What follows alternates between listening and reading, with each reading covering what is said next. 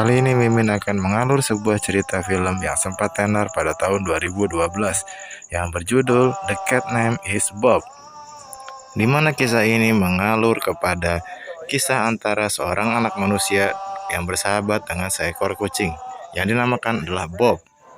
Baiklah, tanpa nunggu berlama-lama lagi, marilah kita saksikan The Cat Name is Bob 2012. Film bermula ketika salah seorang pengamen jalanan yang sedang mencari cuan di satu tempat ke tempat yang lainnya. Walaupun hingga pada akhirnya ia pun selalu diusir dari satu tempat ke tempat yang lainnya. Bahkan pada saat ia ingin membeli sebungkus nasi kotak pun, ia pun kembali diusir oleh yang punya toko dikarenakan uang yang ia miliki kurang untuk membeli sekotak nasi bungkus.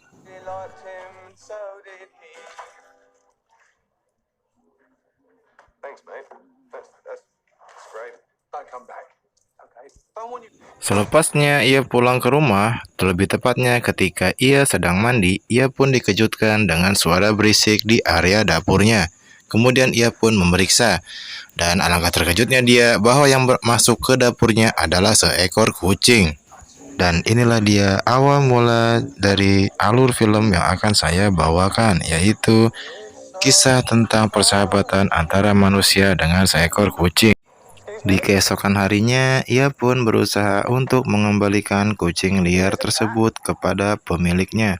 Satu persatu rumah pun ia datangi guna untuk memastikan akan kucing yang telah hilang tersebut.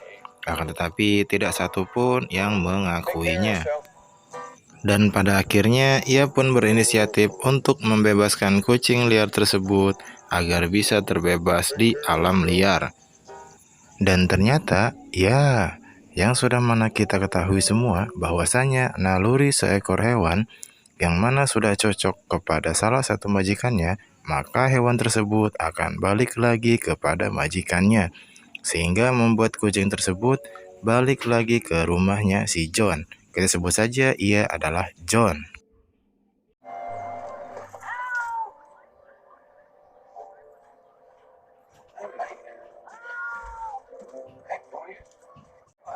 Akan tetapi, ada hal yang aneh pada saat sekembalinya kucing tersebut ke pangkuannya si John. Ya, John pun menemukan bahwasanya kucing tersebut pun telah terluka di bagian badannya sehingga ia memerlukan pertolongan seseorang. Dengan bantuan kartu nama yang diberikan oleh tetangganya tersebut, John pun bergegas untuk pergi ke klinik hewan terdekat di sekitar rumahnya. Dengan penuh perhatian dan kasih sayang pun, John akhirnya memutuskan untuk merawat kucing tersebut. Selang beberapa hari kemudian pun kucing tersebut telah sembuh dari lukanya dan selalu mengikuti John kemanapun ia pergi. Bahkan kucing tersebut pun sempat-sempatnya untuk mengejar bis yang ditumpangi oleh John dan mencari keberadaan John di bis tersebut. Dan inilah dia awal dari kegemilangan karir seorang pengamen jalanan yang mendadak viral lewat persahabatannya bersama seekor kucing yang bernama Bob, dan ia pun menjadi pusat perhatian di seluruh kota.